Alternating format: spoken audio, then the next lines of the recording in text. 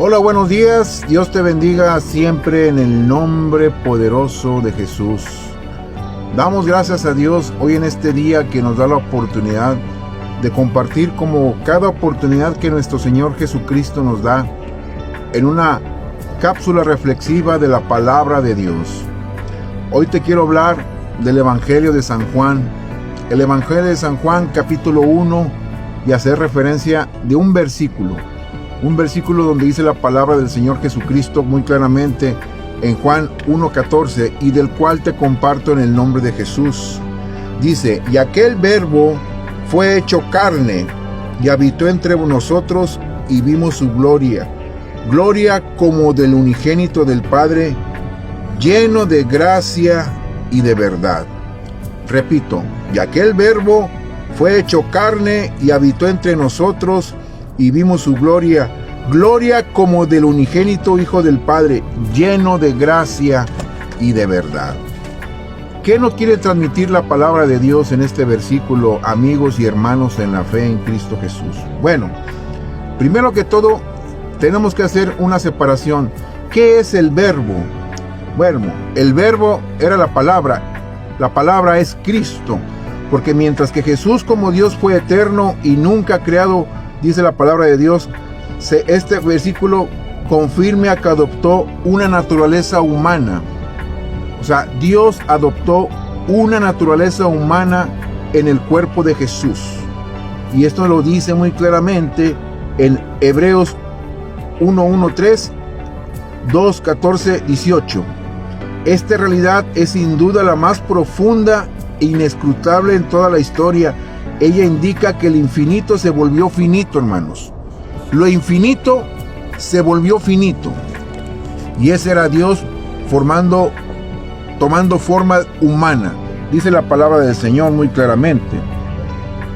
¿Por qué, hermanos? Porque el eterno se conformó, dice la palabra del Señor, al tiempo.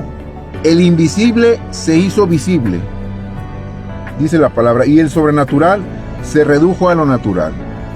Siendo sobrenatural, se redujo a lo natural. ¿Y dónde nos dice esto? En Filipenses 2 dice muy claramente que Él, siendo Dios, llegó a ser como un siervo en forma de hombre. Él se despojó de su gloria para ser un hombre natural como nosotros. Pero Él nunca dejó ser Dios. Porque, hermanos, dice la palabra del Señor que sin embargo en la encarnación el verbo no dejó ser Dios. O sea, nunca dejó ser Dios el verbo. ¿Por qué? Porque sino que se volvió Dios en carne humana. Es decir, deidad sin disminución alguna, en forma humana, como varón o el segundo Adán. Porque así lo dice la palabra de Dios, que hay un segundo Adán, y ese segundo Adán es Jesucristo, nuestro Señor y Salvador, por el cual dice la palabra que habitó. Él habitó. El significado literal es montar un tabernáculo o vivir en una tienda como en el Antiguo Testamento, pero el término trae a la mente el tabernáculo del Antiguo Testamento, donde Dios se reunió con Israel antes de que el templo fuera construido. Esto viene en Éxodo 25:8, igualmente en Éxodo 33:7. Tabernáculo del testimonio, dice la palabra, porque Dios llegaba a ese lugar para hablar con Moisés cara a cara, como habla como un hombre con su amigo. En el Nuevo Testamento, Dios optó a habitar en convertirse en una persona humana, dice la palabra del Señor, porque dice la palabra que Dios llenó toda la estructura, según 1 Reyes 8:10. Al encarnarse el verbo, la presencia gloriosa de la deidad quedó incorporada. La deidad quedó incorporada en Jesucristo, porque Dios se hizo carne. Lo invisible se hizo visible. Lo infinito se hizo finito.